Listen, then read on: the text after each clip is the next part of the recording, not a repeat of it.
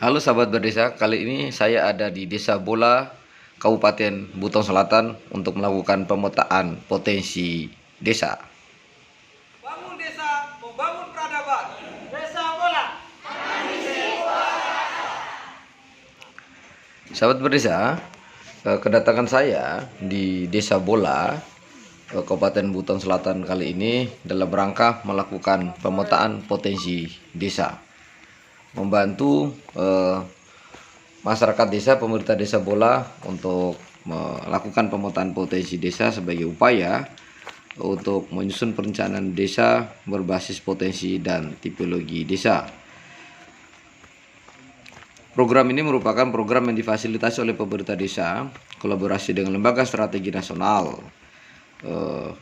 Kami menurunkan tim pertama saat itu kita melakukan pemetaan potensi ekonomi, sosial, pertanian, perikanan, pariwisata, perkebunan, peternakan yang ada di seluruh Desa Bola. Bahkan kita melakukan pemetaan bagaimana kekuatan potensi sumber daya manusia yang ada di Desa Bola.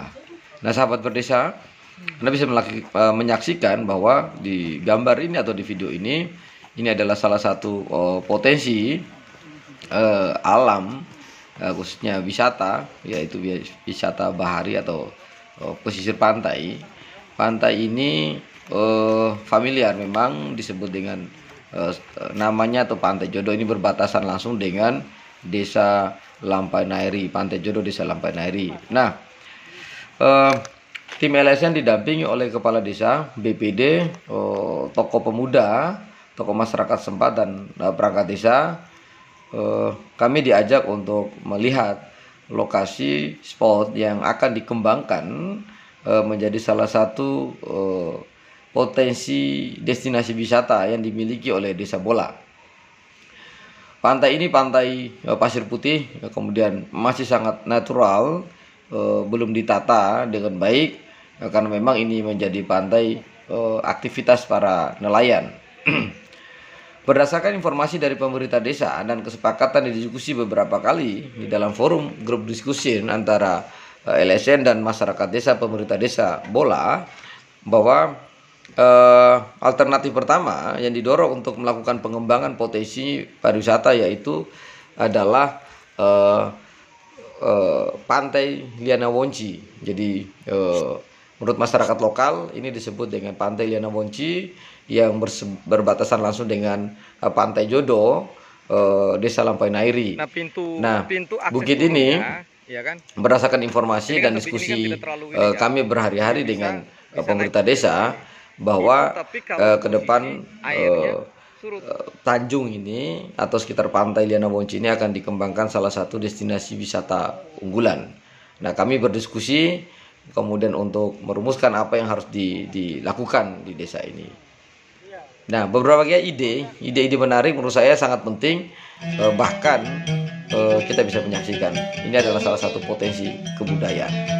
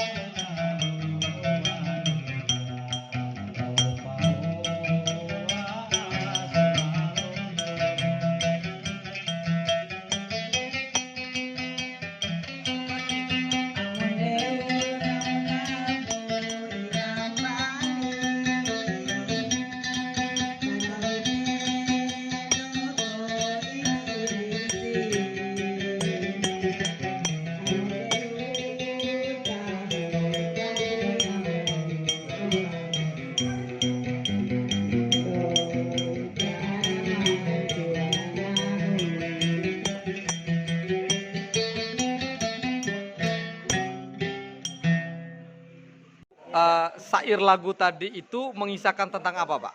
Itu mengisahkan tentang seorang Mike. lelaki Yang jatuh cinta kepada seseorang. Oke. Nah, tapi lelaki ini sudah punya istri. Terus? Sudah punya istri. Nah, tapi dalam syair tadi dikatakan lagi itu perempuan mau. Oke, Cinta dalam yang banget. kedua. Cinta yang kedua. Biar punya istri, perempuannya mau jadi yang kedua. Mau jadi madu. Luar biasa maknanya dalam lagi, Pak. Pak, ini lagu Bapak ciptakan sendiri? Ciptakan sendiri. Jangan-jangan pengalaman pribadi Bapak ini.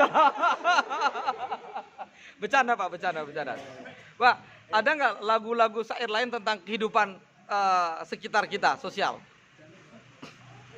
Yang Bapak pernah bikin atau? Oke, baik, silakan Pak, kita ingin dengar. Assalamualaikum warahmatullahi wabarakatuh.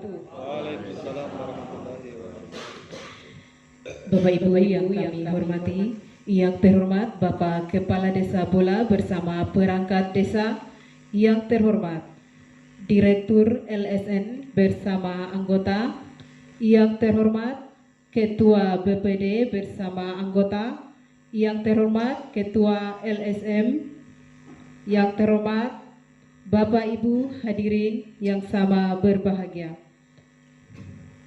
Bapak Ibu yang sama berbahagia, mengawali pertemuan kita pada kesempatan ini, marilah sebagai insan yang percaya, marilah kita bersama-sama mengucapkan rasa syukur kita atas kehadirat Allah Subhanahu wa Ta'ala, karena atas segala limpahan rahmat, karunia serta inayahnya juala, sehingga pada kesempatan yang sangat berbahagia ini kita masih diberikan kesehatan hadir bersama-sama di tempat ini dalam rangka menghadiri acara pemaparan master plan desa, dalam hal ini Desa Bola, Kecamatan Batosa, Kabupaten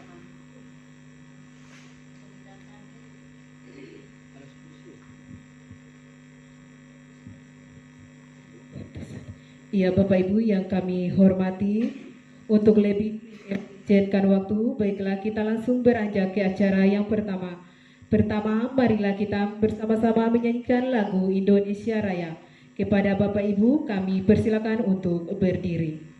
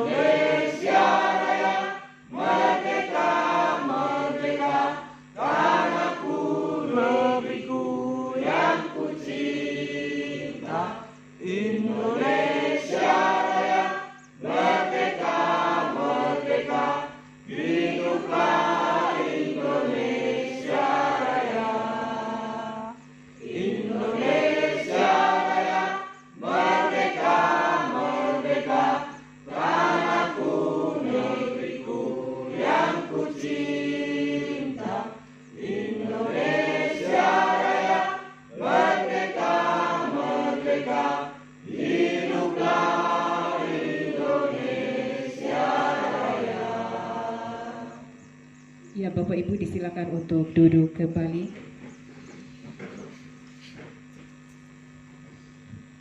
Selanjutnya acara yang kedua, pembacaan doa. Yang terhormat Bapak Rudiadi Sarjana Pendidikan, kami persilakan.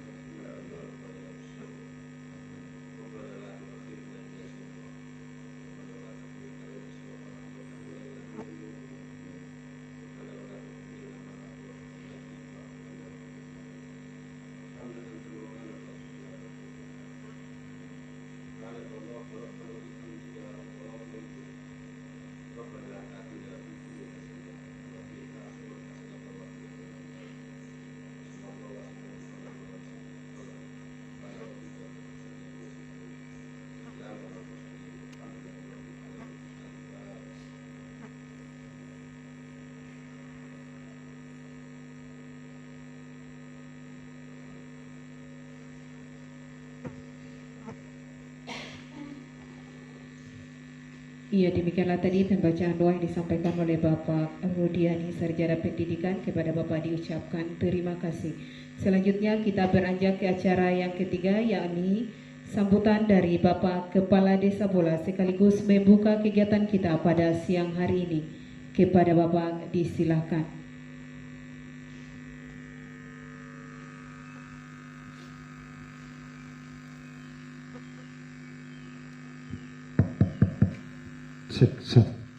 Terima kasih.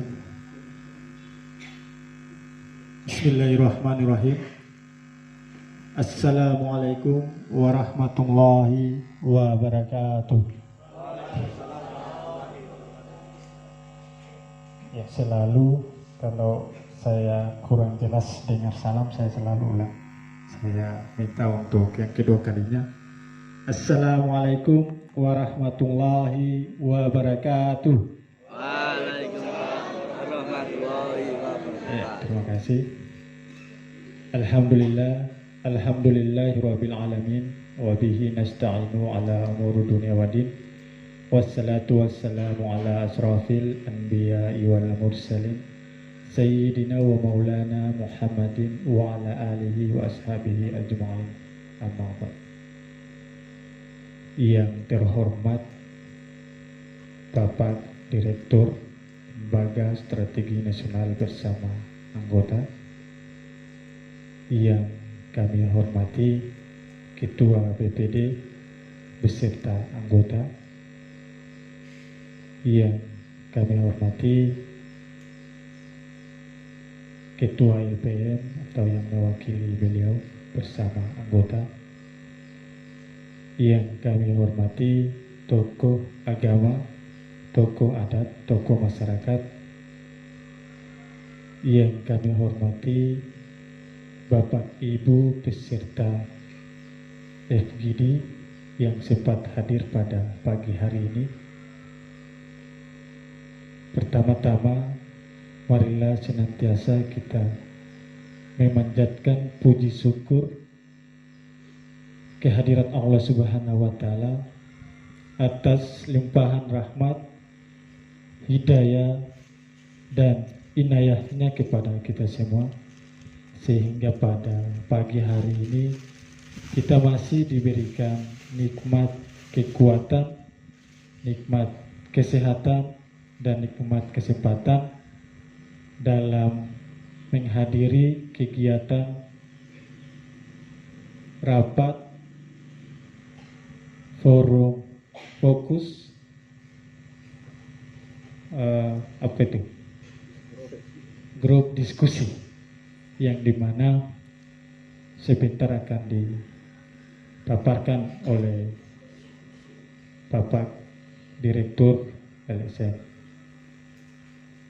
Kemudian tak lupa pula salawat serta salam selalu kita hanturkan kepada baginda Nabi besar Nabiullah Muhammad sallallahu alaihi wasallam beserta keluarga, sahabat, para pengikutnya hingga kita umatnya yang insya Allah di yaumil masa nanti kita selalu mendapatkan syafaat dari baginda Nabi besar Muhammad sallallahu alaihi wasallam. Terima kasih buat semuanya yang sempat hadir di pagi hari ini. Acara rapat kita pada pagi hari ini tidak lain dan tidak bukan. Ini pertemuan yang sudah kedua kalinya. Yang kemarin sempat dari anggota tim LSN turun ke desa Bola untuk membuat perencanaan master plan. Dengan master plan inilah yang nantinya akan tersusun bagaimana rencana-rencana untuk kedepannya di Desa Bola. Saya sedikit cerita kemarin, sudah seringkali saya ceritakan ini kisah saya yang kemarin sempat jalan-jalan di istilahnya ngamen di Jakarta di pusat, yang memang di sana itu tidak segampang yang kita pikirkan. Mungkin kalau di daerah masih kita bisa membawa bentuk proposal, masukkan ke dinas, kemudian diteruskan dan bisa di ACC dan bisa dilaksanakan itu proposal atau program yang kita usulkan. Tetapi di pusat itu betul-betul detail dia harus punya perencanaan yang betul-betul dilihat dari profil, potensi, luas wilayah, jumlah penduduk, berapa pengangguran, berapa yang sekolah, berapa yang kuliah, berapa yang petani. Di situ harus sedetail-detail mungkin. Tidak sembarang bawa proposal di pusat sana. Jadi pada saat itu kami masukkan itu proposal, ada sekitar 3 proposal, dan yang kami ketemu itu beliau sampaikan bahwa adakah master plan yang sudah ada di desa. Karena saya juga masih belum terlalu paham dengan master plan, saya juga sempat bingung apa itu master plan. Karena kita orang kampung ini dengar-dengar bahasa-bahasa master dan lain-lain itu saya kurang pahami. Jadi sempat dijelaskan bahwa master plan itu bahwa itu suatu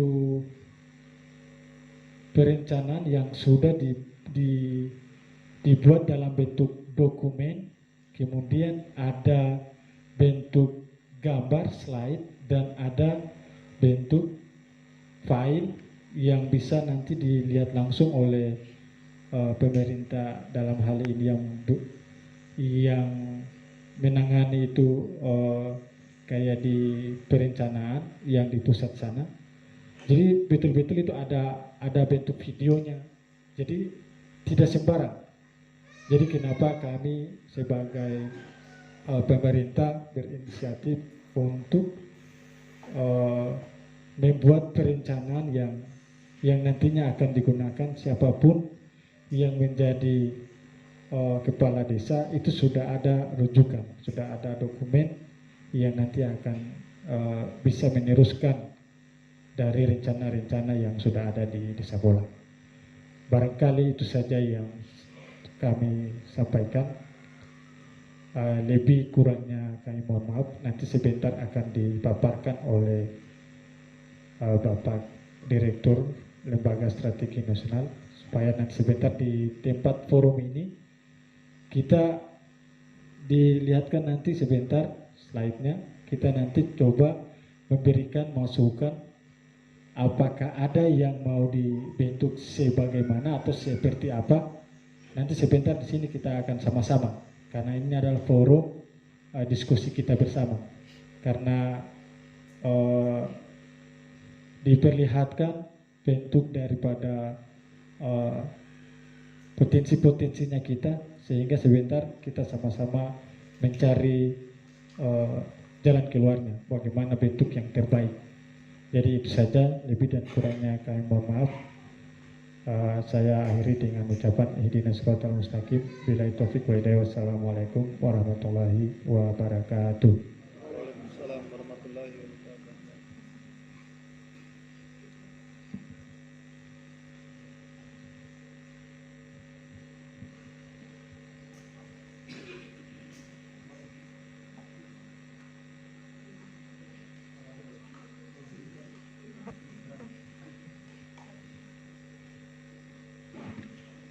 Iya, ternyata lupa untuk Iya, dengan menyebut Bismillahirrahmanirrahim, acara kegiatan kita terkait dengan paparan Master Plan Desa saya buka. Ya, terima kasih.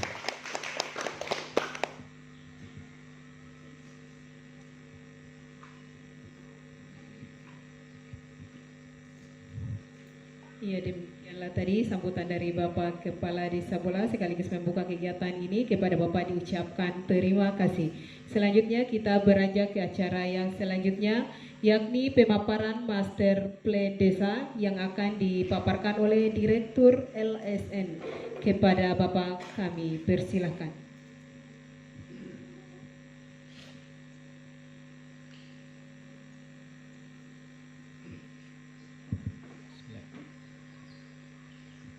Assalamualaikum warahmatullahi wabarakatuh. Waalaikumsalam warahmatullahi wabarakatuh. Yang kami hormati Bapak Kepala Desa Bola, yang kami hormati Ketua BPD Desa Bola, yang kami hormati Ketua LPM Desa Bola beserta jajarannya, yang kami hormati para tokoh agama, tokoh masyarakat, tokoh adat, Bapak Ibu hadirin forum FGD yang kami muliakan. Yang kami banggakan juga ada Kepala Desa Watikinanda yang berkenan hadir di forum ini, dan ada juga rekan dari media yang juga berkenan hadir. Alhamdulillah, segala puji dan syukur kehadirat Allah Subhanahu wa taala, di mana pada kesempatan siang hari ini kita masih diberi kesempatan, umur panjang, kesehatan dan keselamatan sehingga kita bisa berkumpul di tempat ini. Tentu ini bukan sebuah kebetulan bahwa pertemuan hari ini adalah dari seluruh rangkaian apa yang menjadi komitmen kami di LSN dalam rangka membangun Buton Selatan dari desa. Sekali lagi, tentu sebuah kehormatan bagi kami menjadi bagian dalam keluarga besar Desa Bola secara khusus dan secara umum Buton Selatan, untuk bersama-sama berpartisipasi, uruk rembuk pikiran, gagasan dan ide, sehingga kita secara gotong royong, istilah orang Jawa bilang gandeng gendong, membangun Buton Selatan ini dari desa. Itu pada poin pertama. Pada poin kedua, bahwa pertemuan hari ini adalah ini baru istilah kami adalah paparan awal, ya, karena nanti saya dan tim akan datang lagi dan terus akan datang sampai kemudian seluruh aspirasi dan kepentingan masyarakat Desa Bola itu tergambarkan. Jadi ini bukan laporan final, bukan. Ini adalah draft nanti yang saya akan paparkan. Nanti sehingga nanti masukan dari Bapak Ibu semua, koreksi maupun kritik dari Bapak Ibu semua itu menjadi amunisi penting bagi kami di LSN yang dipercaya oleh pemerintah desa hari ini untuk menyusun master plan desa Bola. Saya mohon izin berdiri, Pak Kades, Pak Ketua BPD, Pak Imam. Seperti yang tadi yang disampaikan oleh Pak Kades, mungkin saya perlu review apa sih sesungguhnya master plan ya. Jadi memang ini bahasanya cia-cia ini kayaknya ini master plan itu. Jadi kalau bahasa kita lokal sebenarnya ini adalah induknya perencanaan. Ya, jadi master plan-nya itu dia induknya perencanaan. Master plan ini mungkin dianggap sesuatu yang baru bagi banyak desa, bahkan sekitar 74 ribuan desa gitu ya, di dalam bagaimana melakukan sebuah perubahan. Apakah kita sebelumnya tidak mengenal dokumen perencanaan sudah? Dan semua desa berdasarkan undang sejauh bahkan sebelum undang-undang nomor 6, desa diperintahkan untuk menyusun RPJMDes. Dan beberapa waktu yang lalu ya, kita kan pernah diskusi di sini ya, terkait dulu tentang penguatan fungsi kelembagaan perangkat desa, dan kami juga menyinggung soal bagaimana kekuatan perencanaan itu. Nah, kalau di RPJMDes bedanya dengan master plan adalah RPJMDes kita hanya masih fokus perencanaan itu sifatnya itu adalah internal kita di desa gitu. Nah, sedangkan master plan kita harap ya, bahkan itu diatur di dalam Permendes nomor 5 tentang pembangunan kawasan pedesaan. Ya, pendekatan kawasan itu bahwa dengan master plan ini dia bisa menjadi jembatan penghubung. Kalau bahasa orang birokrasi namanya sinkronisasi perencanaan desa dengan kabupaten, dengan provinsi, bahkan dengan pemerintah pusat. Komitmen itu yang diatur di dalam Permendes nomor 5 tahun 2016 tentang pembangunan kawasan pedesaan. Oleh sebab itu tentu kami memberi apresiasi kepada 3 desa, khususnya desa Bola di Buton Selatan ini, karena rata-rata di Jawa ya, rata-rata di Jawa apalagi Jogja, hampir semua desa ya, itu cara merencanakan pembangunan itu sudah rata-rata sudah punya pakai dokumen master plan. Dari benar kata Pak Kades ketika datang ke Jakarta, ya beda dengan cara dulu ngamen gitu ya. Kalau sekarang dengan sistem paradigma keuangan money follow program, uang mengikuti program, dengan aplikasi perencanaan kita adalah pakai SIPD, sistem informasi penyelenggaraan pemerintah daerah, itu semua Pemda itu harus tahu itu ya, cara itu, sehingga alat kontrol perencanaan tadi itu di Presiden sudah bisa tahu perencanaannya Buton itu apa saja sih, program prioritasnya nyambung nggak dengan program nasional, cukup via pakai handphone beliau sudah bisa tahu gitu ya. Nah, selama ini ada gap, ada jarak. Kadang jangankan Jakarta, Buton, Kabupaten Buton sendiri tidak tahu apa yang direncanakan oleh desanya Bola atau desa-desa lain gitu. Paling cuma tahu ya paling teman-teman dinas PMD pada saat asistensi, itu pun tidak ini. Tapi kalau dibuat metrik irisan, nyambung nggak sih antara RPJMD-nya Buton Selatan dengan seluruh RPJMD-nya desa-desa di seluruh Buton? Tentu ini juga menjadi PR besar.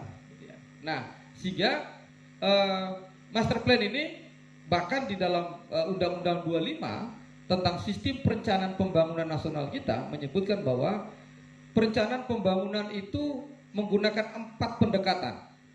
Yang pertama adalah pendekatan yang sifatnya partisipatif, ya, artinya yang melibatkan masyarakat, melibatkan banyak orang, gitu ya. Yang kedua ada yang namanya pendekatan teknokratif. Apa itu pendekatan teknokratif? Pendekatan yang disusun oleh para pakar, para ahlinya sendiri. Jadi biasanya di Pemda ada teknokratnya yang menyusun itu. Yang ketiga ada yang namanya pendekatan politik. Misalnya bisa dilihat ketika teman-teman DPRD reses pokir ya, itu melalui proses musrembang ya, itu namanya pendekatan politik. Lalu ada namanya pendekatan top down dan bottom up, dari atas ke bawah dan dari bawah ke atas. Itu ada 4 elemen. Nah, kita ini masuk di dalam pendekatan partisipatif sebenarnya. Bagaimana masyarakat bisa terlibat langsung di dalam proses perencanaan pembangunan desa melalui RPJMDes ketika musyawarah desa ataupun pada saat kita menyusun master plan atau induk perencanaan desa ini. Lanjut. Ya, ini yang tadi saya sebutkan soal apa sih dasar hukumnya, kemudian kita dorong setelah Undang-Undang Nomor 25 ya 2004 tentang SPPN kita. Ini ada peraturan Menteri Desa yang mengatur soal bagaimana sesungguhnya kemampuan desa di dalam aspek merencanakan ya. Di sana dikatakan di pasal 3, pembangunan kawasan pedesaan bertujuan untuk mempercepat ya dan meningkatkan kualitas pelayanan, pengembangan ekonomi, kemudian dan atau pemberdayaan masyarakat desa melalui pendekatan partisipatif ya dengan mengintegrasikan berbagai kebijakan ya, rencana, program dan kegiatan para pihak pada kawasan yang ditetapkan gitu ya. Nah, konsep ini pemahaman kawasan itu bisa dalam satu desa, satu kecamatan, beberapa desa kita buat sebuah sinkronisasi satu kawasan, atau di dalam satu desa misalnya dengan beberapa dusun tadi kita buat integrasi perencanaan dengan menggabungkan potensi masing-masing dusun. Itu yang dimaksud dengan perencanaan berbasis kawasan.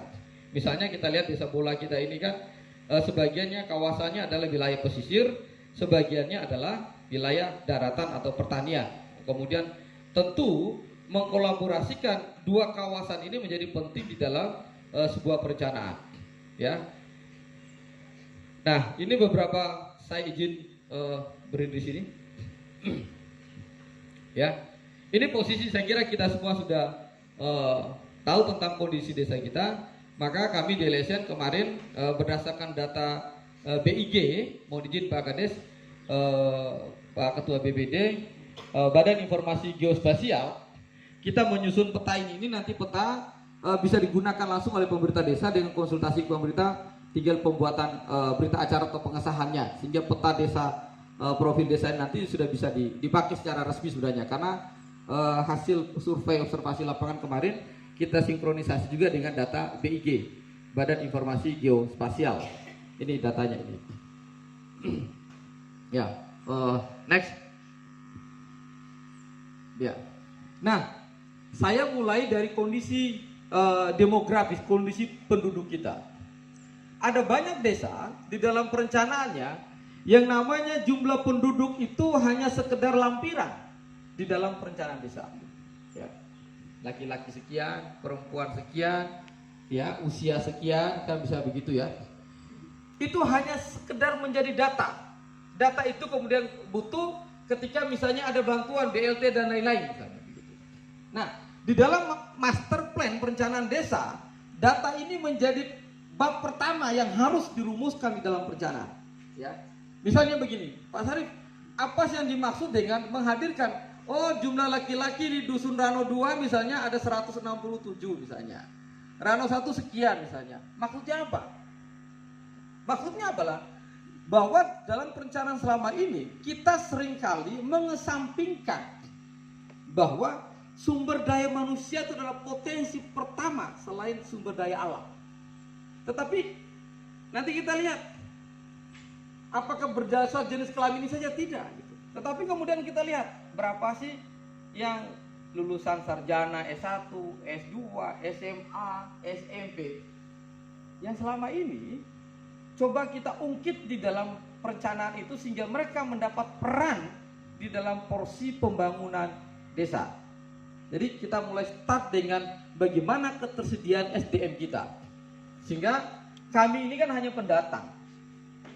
Bahwa proses kami tidak mungkin sampai kapanpun, enggak. Jadi justru proses kami akan ditentukan seberapa besar kesiapan daya dukung SDM ya di dalam desa ini, desa bola ini yang akan melanjutkan estafet. Konsepnya adalah master plan ini adalah sebuah dokumen yang isinya di dalamnya nanti ada training of trainer, ada TOT bagi potensi-potensi SDM masing-masing dusun tadi itu yang akan menjalankan perencanaan pembangunan di desa bola. Next. Ya.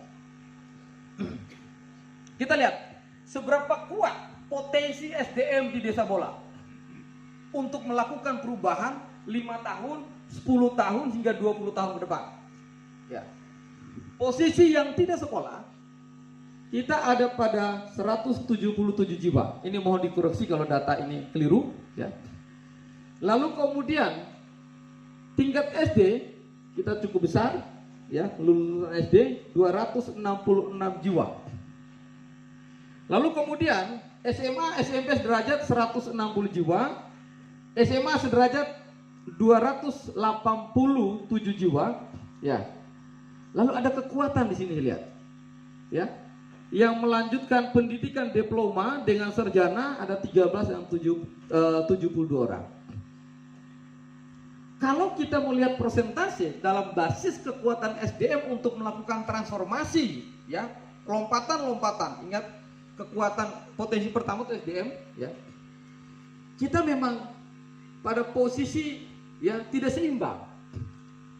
Oleh sebab itu, pertanyaan selanjutnya adalah, pernah nggak dilakukan sebuah identifikasi dan diajak pada saat baik Pusdus maupun musyawarah desa, mereka-mereka yang lulus D3 dan sarjana tadi dengan berbagai program studi keilmuan diajak duduk rembuk pada saat Musdus maupun Musdes? Itu pertanyaannya. Jangan-jangan yang duduk memusyawarah desa selama ini, mohon maaf ini, ya, ini soal data potensi. Ini yang nomor 1, nomor 2, nomor 3. Yang Pak Kades, Pak Ketua BPD pasti tahu bahwa regulasi yang mengatur desa ini mungkin setiap menit berubah. Yang tentu saja butuh kemampuan untuk mengupdate, menerjemahkan, menganalisa setiap perubahan kebijakan dan regulasi tersebut. Itu baru dalam aspek tata pemerintahannya. Belum lagi di tata sosial ekonominya. Ya, kita lihat ini. Nah, ini menjadi tantangan, ya. Lalu dengan kemampuan yang dimiliki kurang lebih hampir 84, ya, yang melakukan sarjana tadi, setidaknya ini kita punya database ke depan, ya, sehingga pengembangan potensi Desa Bola di masing-masing kawasan, syukur-syukur nanti kita sampai mapping bahwa seluruh sarjana yang ada asli orang Desa Bola ini kita bisa identifikasi mereka real ada di sini atau tidak. Ini ke depan menjadi penting. Next. Ya, ini jumlah penduduk. Itu yang saya bilang. Ke depan Desa Bola tidak hanya lagi di dalam lampiran APBD dan RPJMD itu dokumen monografi desa, itu hanya sekedar lampiran yang tidak punya narasi sebagai guidance di dalam merencanakan pembangunan. Saya bilang begini, enak sebenarnya kita desa-desa di Buton ini. Satu, jumlah penduduknya sedikit. Yang kedua, jumlah dusunnya sedikit. Tapi dananya lumayan besar. Ya. ADD saja berapa? 600-an. Ya. DD sudah 800-an, 1,5. Di Jawa, di Jogja misalnya, kalau kita mau bandingkan, ya memang tidak apple to apple. Tetapi kita bicara dalam aspek sisi kewenangan. Di Jawa itu jumlah penduduknya mungkin satu desa sama dengan satu kecamatan Batauga misalnya, gitu. Itu jumlah penduduk satu desa. Misalnya desa di salah satu desa Sleman itu kan jumlah penduduk 30 ribuan jiwa. Ya, jumlah dusun itu ada puluhan dusun. Anda bayangkan bagaimana pecah kepalanya kepala desa memikirkan dari dananya cuma 1,5 pendapatan apa? ADD plus DD-nya. ADD-nya itu 500, lebih besar di sini ADD-nya. Ya. Karena jumlah penduduknya tadi itu. Nah, kenapa saya bilang tingkat posibilitasnya di dalam merencanakan kita lebih gampang? Karena berdasarkan pemetaan wilayahnya, kita hanya cuma ada 2 dusun. Sehingga kalau ditarik dalam perencanaan berbasis kawasan, dusun A dan dusun B, dusun 1 dan dusun 2 ini, ya, ke depan kepala desa dengan BPD berembuk. Dusun 1, perdesnya kita menetapkan sebagai kawasan apa? Dusun 2 kita dorong perdesnya sebagai kawasan apa? Sehingga pada saat Musdus ke depan, dusun 1 ini dia fokus dengan kawasan, potensi kawasannya. Tidak lagi dia curhat soal kawasan yang nomor 1. Selama ini kan kita tumpang tindih nih. Tumpang tindih. Karena memang bisa dimaklumi, karena tidak ada sebuah roadmap peta jalan perencanaan itu yang pendekatannya kawasan. Jadi mudah-mudahan setelah master plan nanti BPD mengusulkan ada rapat, ada musyawarah untuk penetapan dusun satu ini kita mau jadi apa? Apakah lumbung sapi kah, lumbung beras kah, lumbung jagung kah, lumbung pisang? Itu adalah keputusan mutlak dari aspirasi masyarakat di dusun tersebut. Begitu juga di dusun 2. Ya, keputusan musyawarahnya dia mau fokus soal apa? Tinggal kepala desa atas persetujuan BPD mau pakai peraturan kepala desa boleh, SK penetapan kepala desa boleh, atau pakai perdes satu perdes untuk menetapkan 2 kawasan itu lebih oke. Sehingga berdasarkan perdes tersebut nanti Musdus itu menyelenggarakan itu menjadi pedoman, panduan, guidance-nya. Itu. Ini kemudian yang saya sebut bahwa kenapa tingkat posibilitas itu imajinasi kemudahan untuk melakukan lompatan terhadap pembangunan desa kita, percepatan pembangunan desa itu lebih mudah karena kita cuma dua dusun. Ya. 3 dusun, sorry. Ya. Lalu kita lihat ini. Ya, ini grafik. Tapi ada catatan, ya. Hasil perhitungan angka tergantungan desa Bola menunjukkan sebanyak 47 jiwa, berarti setiap 100 penduduk usia produktif menanggung beban sebanyak 47 jiwa. Ini rasio ketergantungan soal produktivitas SDM masyarakat di Desa Bola. Jadi ya, rasio ketergantungan adalah unsur yang dapat menunjukkan keadaan ekonomi suatu wilayah yang dikarenakan semakin tinggi angka ketergantungan menunjukkan semakin tinggi beban yang ditanggung oleh penduduk usia produktif. Kita kembali ke data di atas tadi, ya, yang rata-rata tidak lanjut SMP, SMA tadi rata-rata posisi pada usia tidak produktif. Ya, ini kemudian tantangan ini tadi kita membaca data. Nanti bisa lihat di data yang kemarin bapak-bapak semua input di SDG juga hampir sama, BPS juga itu hampir sama. Gitu. Ini yang artinya apa? Ini dulu yang perlu kita bicarakan di dalam perencanaan manusianya dulu. Alam itu tergantung manusianya.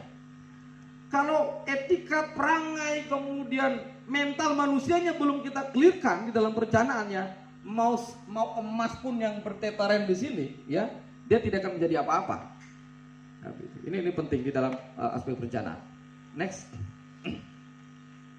Ya, sebelumnya catatan terakhir tadi. Ya. Jadi berdasarkan angka ketergantungan Desa Bola sebesar 47 jiwa termasuk dalam kategori angka ketergantungan rendah. Ya, ini dalam analisis perencanaan. Next. Ya. Apa sih sebenarnya pekerjaan utama penduduk Desa Bola? Kita bisa lihat mana yang paling tinggi misalnya gitu. Ya.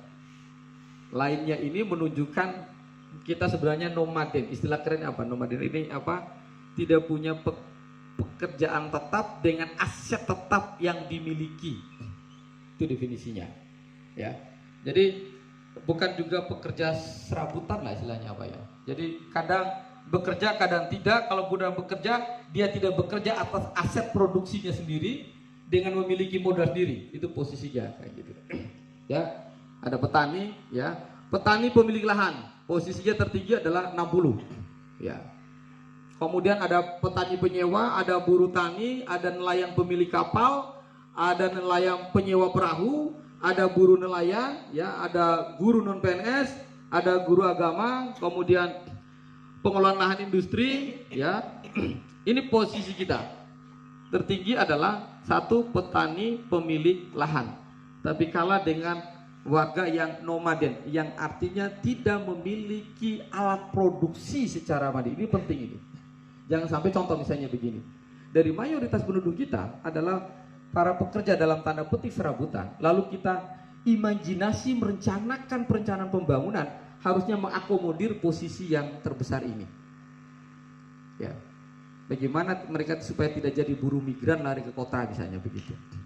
Ini menjadi catatan penting. Next. Ya. Kita miliki 3 dusun tadi, oke? Ya. Lanjut. Ya. Lalu kita melihat juga langkah selanjutnya kita memapping.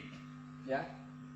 Di Desa Bola kita punya beberapa instrumen kelembagaan desa yang harusnya ini besok, beberapa waktu lalu kami pernah sampaikan bahwa cara mendelegasi, membagi sebagian kewenangan kepala desa, pemerintah desa, biar pemerintah desa itu tidak sakit kepala sendiri dalam menyelesaikan persoalan yang terjadi di desa, maka oleh Undang-Undang Desa dan Peraturan Menteri Dalam Negeri, desa itu harus membentuk yang namanya lembaga kemasyarakatan desa. Misal, kepala desa, pemerintah desa ini kan bukan dokter, bukan ahli kesehatan. Ketika dihadapkan dengan persoalan-persoalan kesehatan, apakah itu isu stunting, isu malaria, isu DB, isu apalagi misalnya begitu berkaitan kesehatan, maka desa boleh nggak membagi sebagian kewenangannya kepada masyarakat? Boleh, tapi caranya apa? Bukan membagi, si Hanu, kamu olah kelola, bukan begitu. Tetapi caranya apa? Gunakan potensi kelembagaan desa. Pemerintah desa bersama BPD tinggal membentuk namanya lembaga kemasyarakatan desa yang bidang penangannya di bidang kesehatan. Boleh nggak? Boleh. Dan itu bisa dibiayai oleh pakai APBD. Itu bidang kesehatan. Bidang pendidikan boleh, karena ada kewenangan desa menyelenggarakan pendidikan. Tapi pendidikannya levelnya PAUD. PAUD itu kewenangannya desa. SD, SMP itu adalah kewenangannya kabupaten, SMA itu kewenangannya provinsi, perguruan tinggi kewenangannya pemerintah pusat. Itu sudah jelas diatur dalam Undang-Undang Desa. Nah, begitu juga persoalan adat. Mungkin Pak Kades generasi muda, beliau tidak begitu terlalu paham soal bagaimana ritual adat, ya, bagaimana tata cara adat istiadat. Maka Pak Kades bersama BPD dalam rangka perencanaan ini apa? Bermusyawarah. Ayo kita bikin namanya lembaga adat desa bola. Buatkan SK-nya, sehingga lembaga adat ini boleh nggak nanti ke depan dibiayai oleh pakai APBD? Sangat boleh. Karena dia syukur-syukur diperdeskan tentang lembaga LKD-nya itu, semua LKD dalam satu perdes disebutkan. Nah ini. Nah, kita punya beberapa lembaga adat, tapi saya belum dapat data, nanti monitorisi soal SK-SK-nya real. Kalau Karang Taruna itu kan organ yang dibentuk oleh kabupaten, dia lokus ada di desa. Begitu juga Podarwis, SK-nya adalah SK dinas dari kabupaten. Dia bukan lembaga kemasyarakatan desa lahir dari rahimnya desa, bukan. Ya, oleh sebab itu ke depan saya kira Pak Kades, BPD, teman-teman masyarakat desa bola perlu dipikirkan. Salah satu kekuatan perencanaan dalam master plan besok adalah cara melibatkan partisipasi masyarakat, tidak lagi menyebut nama si A, si B, si C, toko A, toko B, toko D, bukan. Tapi kita bisa mengidentifikasi peran di masing-masing kawasan tadi dengan apa? Dengan lembaga kemasyarakatan desa. Misal, ada lembaga, ada kelompok tani, ada lembaga yang kelompok sifatnya nelayan, ada petani penggarap, ada petani pengguna air, atau lain-lain. Itu bisa dikonstruksi oleh pemerintah desa. Artinya secara bersamaan kepala desa mau secara legowo mendelegasikan, membagikan sebagian kewenangannya kepada masyarakat. Itu yang dilakukan oleh Desa Panggung Harjo. Kenapa kemudian dia bisa menjadi desa terbaik se-Asia kan? Karena dia hanya menjadi the leader, hanya menjadi manajer di dalam kapasitas kepemimpinannya. Karena semua urusannya tadi beliau sudah delivery, sudah serahkan sebagiannya kepada masyarakat desa dalam bentuk lembaga desa. Tinggal kualitas kontrol manajernya. Kalau LKD ini hidupnya mati suri, mati saru, ya dicabut aja SK-nya boleh. Kan otoritasnya kepala desa. Bisa dievaluasi, bisa. Itu caranya. Gitu.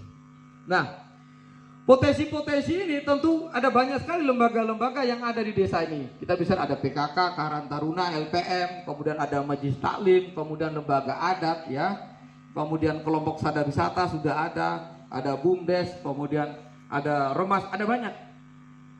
Tapi pertanyaannya adalah, pada saat musyawarah desa, perencanaan pembangunan desa, pernah nggak seluruh LKD ini cara berpikirnya adalah cara berpikir kawasan kita membangun desa? Rata-rata cara usulannya adalah usulan kepentingan sektoral. Pasti itu. Ya, yang remaja masjid bagaimana mikir sumbang masjid, kemudian Pak Darwis sesuai dengan kepentingannya. Tidak berpikir kita dalam satu kawasan. Ya, master plan itu mau menjembatani itu. Ya, master plan desa itu mau menjembatani itu. Ya, sehingga pembagian peran tadi bukan peran atas kepentingan sektoral organnya, tapi dia bicara, oh 5 tahun besok desa bola ini mau kemana, 10 tahun dia mau jadi apa, 20 tahun sampai di mana desa bola itu. Nah, ini adalah kekuatan. Tapi kekuatan selama ini kan mereka ada pada porsi sektor mereka masing-masing. Ya, next. Ya, lanjut.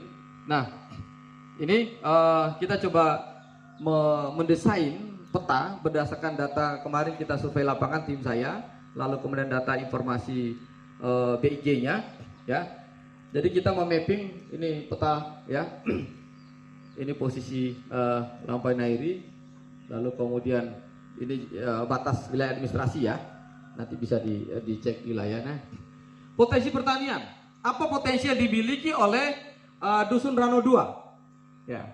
Berdasarkan observasi, kemudian data primer dan sekunder. Nanti kalau ada yang terlewat, nanti mohon diberi koreksi nanti pada sesi diskusi. Pertama adalah tanaman yang sifatnya tahunan, artinya ini umur panjang, baru dia produksi menghasilkan. Secara ekonomi masyarakat itu harus dia livelihoodnya continue, setiap hari harus makan, minum, butuh kebutuhan. Ada kapas, ada jati, ada mente, ada kelapa dan sebagainya. Dan tanaman musiman ada rambutan, nangka, sayuran, ya. Kalau para petani-petani dalam perencanaan, kemudian kita misalnya sumbang kebutuhannya sifatnya tanaman tahunan.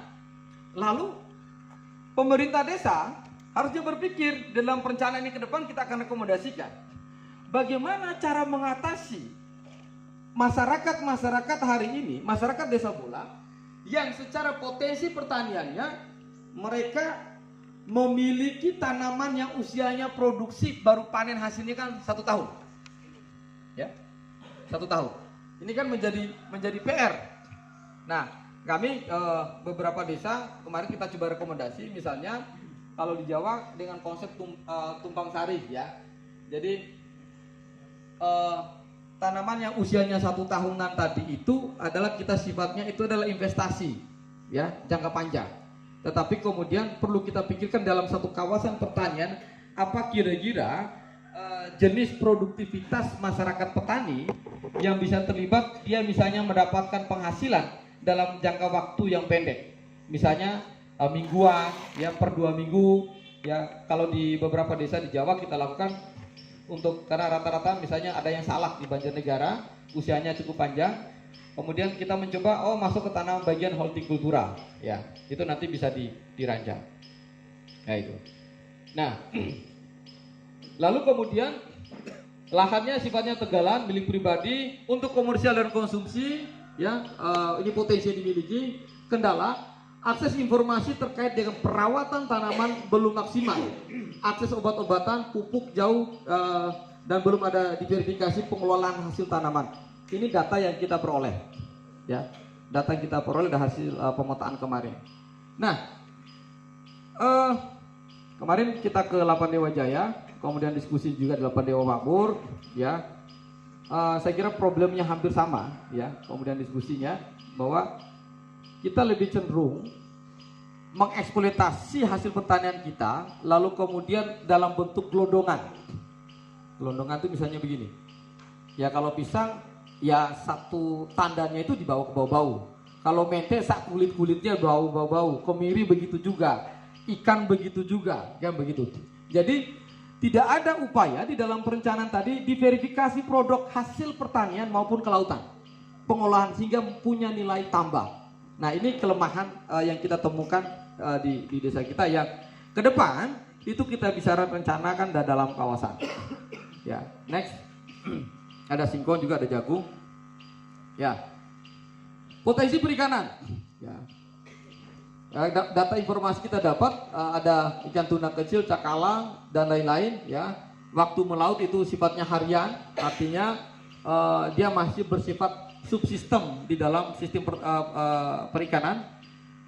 Sistem pemasaran hasil tangkap yakni harian melalui TPI Batauga. Kita masih menjual di TPI Batauga. Kemudian kendalanya kurangnya sarana prasarana kapal, mesin, ini hasil temuan lapangan. Belum ada diverifikasi hasil tangkapan ikan. Sama, jadi kita yang kaya itu tengkulaknya, nelayan tetap miskin. Kan begitu. Jadi yang melaut tahan dingin, panas, cuaca, kemudian yang kaya itu adalah tengkulaknya. Lalu ada potensi budaya, terdapat kelompok latihan pencaksilat di setiap dusunnya.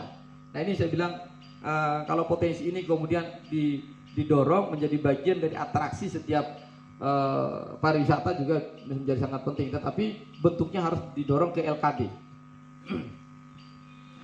Bagaimana kondisi UMKM kita?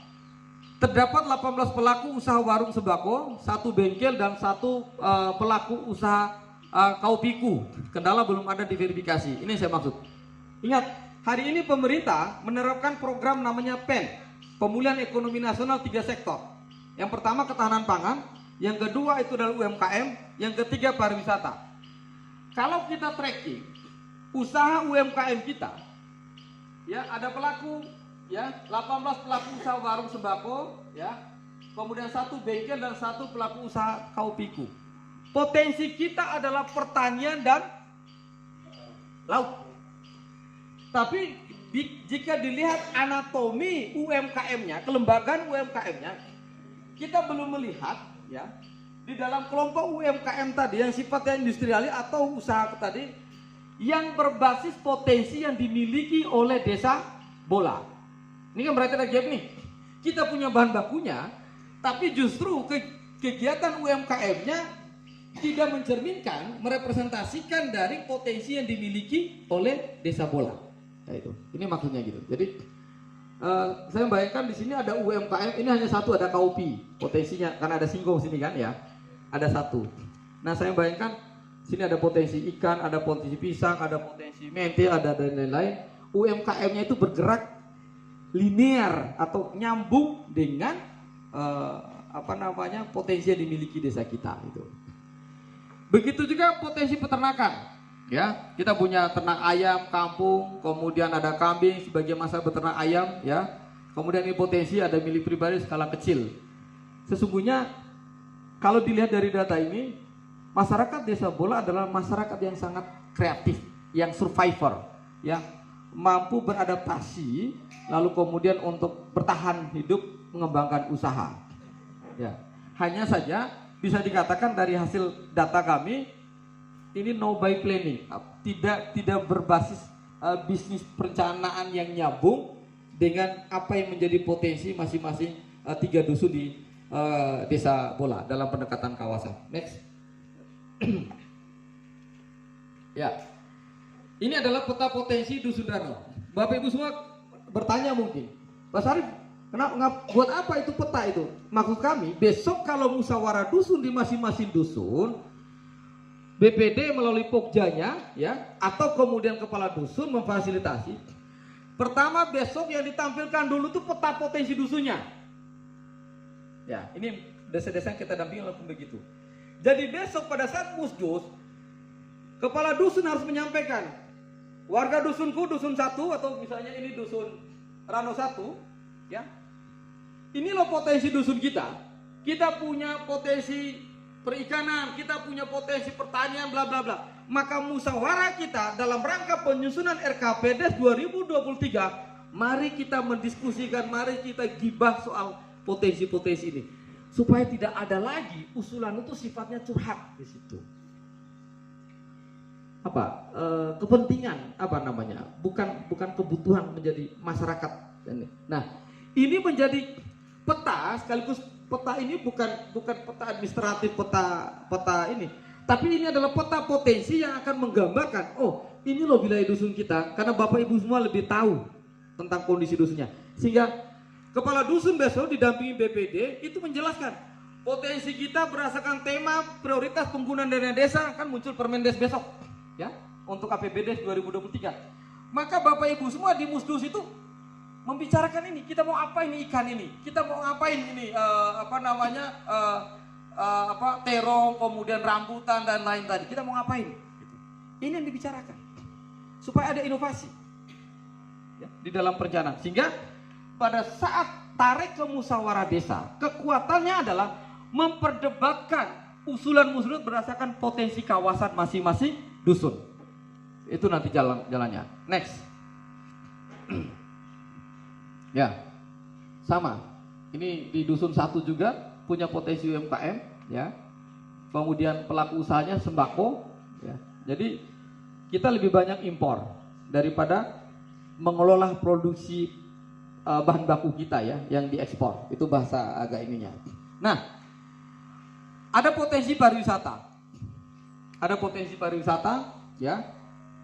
Ada situs sejarah Tanci, ada mata air Awatanjo, kemudian ada potensi budaya. Ya mungkin selama ini tidak pernah diajak bicara tentang potensi ini di dalam perencanaan pengembangan desa berbasis kawasan 3 dusun tadi itu. Contoh, kapan hari Pak Desa Bola kemudian Wati Ginanda saya ajak jalan-jalan, istilah orang anak muda sekarang healing, ya. Jadi healing without feeling. Jadi jalan-jalan tapi ini pakai feeling, ya. Saya sengaja ajak ke Jogja, ya. Nginap di kantor saya, kemudian keliling kita, lihat desa-desa yang kita dampingi, desa-desa yang itu. Jadi Anda bayangkan saja, ada satu desa yang itu bekas tambang. Dulu itu ada tambang kapur kayak kita punya kawasan ini, persis. Itu potensi batu kapur. Tapi potensi itu ketika ditambang terus, kemudian mendapatkan resistensi. Lalu ada salah satu tokoh muda di situ, ya. Kalau kemudian kita membiarkan tambang ilegal maupun tambang resmi dilakukan pemerintah, kita hanya bisa jadi buruh. Ya, kita ke tambang Brexit, ya. Tambang ke bukit Brexit saat itu. Kita sampai ngambil gambar di sana. Lalu musyawarah. Pemuda tadi Karang Tarunanya, Podawis, kemudian apa? Kita sepakat tolak tambang. Yang tadi Gunung Kapur itu sudah dikeruk semua. Muncul inisiatif. Lalu mau jadi apa lokasi ini? Kita tata bekas tambang ini, kita ukir. Bikinlah gambar naga, bikin patungnya, dibikin tempat parkirnya, dibikin itu. Jadi itu hanya satu lokasi yang sebelumnya hanya lokasi eksploitasi untuk tambang. Lalu kemudian berdasarkan inisiatif, dia menjadi medan magnet untuk mendatangkan jutaan orang setiap bulan ke situ. Ya, merubah tadi itu. Tapi kalau cara berpikirnya masyarakat yang pragmatis, mendingan izinnya yang diberikan, silakan Anda mau tambang, ya, kan sekali pakai itu, daripada mengelola ini menjadi potensi. Nah akhirnya hari apa? Hari ini Pak Kades kemarin sempat saya ajak ke Jogja ke situ, bagaimana bis itu puluhan bis tiap hari sampai semakin sore, senjanya semakin bagus, ya. Itu kalau orang Jogja mau cari senja harus naik ke gunung, itu naik Gigi 1 terus, Pak. Kita di sini kan jalan kaki saja sampai sudah ketemu senja itu, Pak. Kita punya kekuatan potensi, Pak. Tapi di dalam perencanaan seringkali ini tidak pernah dipakai. Ya mungkin memang biasa, Pak. Buat apa sih kita? Bagi orang-orang dalam, kita ini orang dalam mau izin, Pak. Kita ini orang-orang dalam di sini setiap hari kita itu hal biasa. Ya, Pak. Itu cara pikir kita. Itu namanya berpikir pragmatis jangka pendek, tidak berpikir jangka panjang yang sifatnya investasi. Saya kalau mohon izin Pak Kades, bila perlu besok buat perdes kayak Bali, bikin perdes. Apa Bali? Bahwa besok siapapun yang mau dirikan rumah di sini, harusnya ini perda ya Pak. Siapapun mau dirikan rumah di sini, arsitektur aslinya Bola, arsitektur aslinya Buton Selatan jangan sampai hilang. Ya, serius. Ya mungkin hari ini kita senang lihat dengan rumah batu. Ini kan soal budaya, potensi pariwisata dan kebudayaan. Saya pernah ke mana? Kampung Prongi. Ya, saya pernah ke sana 2 kali. Ya, diajak sama Mbak Fani tempat itu. Waktu datang pertama, rumah itu belum dicat. Itu bagus sekali. Datang kedua, sudah dicat warna-warni. Saya nggak tahu itu instruksinya siapa. Lalu ketemu bule di situ. Bule itu komplain, dia bilang itu. Kami udah datang jauh-jauh ngapain nih? Kami itu mau cari tahu arsitektur aslinya masyarakat Buton itu seperti apa. Jadi mungkin saking inovasinya akhirnya rumah itu dicat pakai cat baru kayak gitu. Ya. Nah, ke depan saya kira ini menjadi penting. Mungkin bagi kita sehari-hari itu terbiasa, Pak. Bagi orang wisatawan, turisme itu, kalau istilahnya Pak Kadis Pariwisata kemarin apa? Alui. Saya selalu mengutip diskusi kemarin dengan Pak Kadis. Alui, asli, lalu kemudian Indah. Hah? Indah. L-nya apa? Enggak, bukan. Asli, L itu Langka. langka, ya, unik, kemudian indah, ya. Itu alui, itu tagline-nya Kepala Dinas Pariwisata Buton Selatan, Pak Hermanto kemarin diskusi. Nah, ketika semua arsitektur kebudayaan kita, pantai kita dicaplok semua sama orang, kemudian besok kita jadi apa? Hanya jadi OB dan cleaning service. Maka apa? Karena kita lupa bahwa kita punya potensi yang harus hari ini mulai rencanakan. Mimpi itu boleh, Pak. Ya, tapi yang realistis apa? Berdasarkan potensi kita. Nah, itu. Oleh sebab itu, di dalam perencanaan besok, mohon izin ketika teman-teman desa, BPD, perangkat desa, musyawarah desa. Musyawarah itu sebenarnya di dalam undang-undang desa sudah diatur bahwa dia adalah forum tertinggi. Desa ini mau kiblatnya ke utara, ke selatan, itu adalah forum tertinggi untuk memutuskan di Musdes tadi itu. Dan saya yakin desa kita bola ini punya potensi. Dan ini ada Pak Wati Ginanda, Pak Kades Wati Ginanda. Jadi kalau Wati Ginanda itu, ya karena saya sering nginap di sana, buka jendela sudah laut, ya lihat ke darat agak susah, kan begitu ya. Jadi bola ini lebih luas, ada daratannya, ada lautannya. Ya, kalau Wati Ginanda itu bukan langsung tebing nih, salah injak tembus kolam di bawah kayak gitu. Ya, tapi itu selalu punya keunikan. Gitu. Alui tadi kalau istilah Pak Kadis Pariwisata. Next. Ya, nah ini adalah kita punya potensi laut tadi itu. Salah satunya di kawasan Pantai Jodoh. Nanti bisa didiskusikan lah. Ini urusan internal di desa antara dua desa. Tetapi kawasannya dari kita kalau sudah familiar dengan nama Pantai Jodoh, Pak. Mohon izin saya memakai nama itu. Ya, kan irisan Pantai Jodoh dari wilayah Lampai Nahri ke bola ini kan ya, kita punya satu potensi yang bagus di sana dengan ada begitu turun ada tanjung ya. Ada tanjung itu menurut saya view yang paling bagus kalau kemudian kita intervensi di dalam perencanaan itu menjadi salah satu destinasi, saya kira tidak masalah. Karena begini, ketimbang ke bahari, mohon maaf, ini bukan ini. Bicara pariwisata pertama itu akses. Ya, pasti lewat bola dulu baru sampai ke Wati Ginanda. Lewat bola dulu baru sampai ke Bawangi. Lewat Wati Ginanda dulu baru sampai ke Lapan Dewa di atas. Ya, akses. Nah, kalau kemudian kita bikin pit stop pariwisatanya dalam menggunakan potensi wilayah pesisir, berapa lama sih? Kan tidak jauh dari Jalan Induk ini ke wilayah. Kita termasuk dekat, ya, termasuk dekat. Gitu. Kemarin kita juga sudah paparan soal master plan Lapan Dewa Jaya, itu kan cukup jauh, ya. Kemudian kecuali di Lapan Dewa Makmur, ya, itu memang turun dari kantor desa dia langsung ada hutan mangrove-nya, posisi aksesnya langsung teluknya bagus gitu. Next, ini potensi pantai kita. Lalu selain potensi-potensi tadi, hampir semua ya di dusun-dusun tadi punya potensi yang mirip. Tetapi kemudian, mohon maaf Pak Kades, saya harus menyampaikan kritik gitu di dalam temuan data ini gitu. Apa?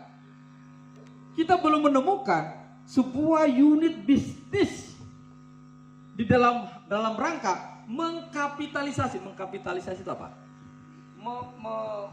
Menciptakan daya ungkit terhadap potensi peternakan, potensi pertanian, potensi UMKM, ya, potensi pariwisata di dalam peta jalan badan usaha milik desa. Maka di dalam kajian ini salah satu rekomendasi kami ke Desa Bola adalah BUMDesnya besok dia tidak boleh lari jauh dari potensi yang dimiliki oleh desa. Nah, gitu. Peternakan, pertanian itu menjadi penting. Ya, next. Ya, ini hanya peta geografisnya desa kita. Nanti kita bisa, ini hanya gambar umum dari desa tadi. Next. Nah, ini rancangan rekomendasi awal menjawab pertanyaan tadi. Kemana sih Desa Watiginana 2023-2025? Ya, ini mungkin ibu-ibu saya ini tanya, ini Pak Sarip kok mikirnya sudah jauh sekali sih? Bicara sampai 2040, ya kan? Jangan-jangan kita tinggal gigi satu semua sudah itu. Ya.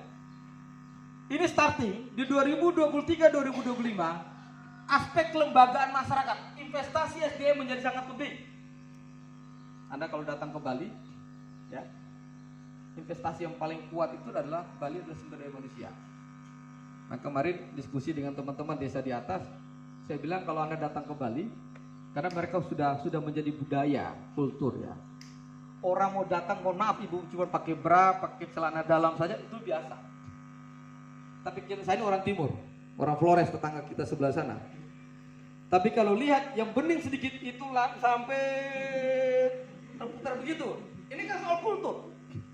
Dan wisatawan itu tidak suka yang begitu. Ya. Artinya apa? Ini tadi soal sumber daya. Maka menguatkan kelembagaan masyarakat melalui pelatihan soft skill dan hard skill. Ingat, kita tadi punya potensi SDM yang sarjana, yang tidak sekolah sampai tuntas, sampai 3 sarjana juga punya potensi besar. Ini menjadi sangat penting. Pemberdayaan wanita desa bola sebagai upaya peningkatan nilai dari data kita yang intens melakukan usaha UMKM, perdagangan ternyata ibu-ibu di desa bola ini. Ya, ini menjadi kekuatan. Pengembangan ruang publik ekonomi sebagai upaya mewujudkan wisata desa bahari, ya, tapi bukan desa bahari sana ya.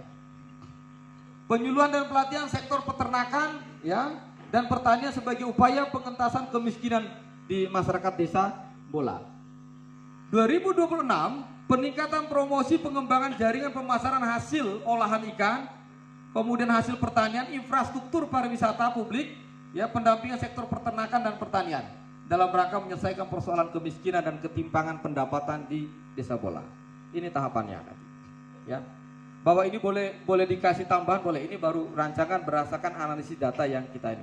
Selanjutnya di 2020, 30 dan seterusnya, ya.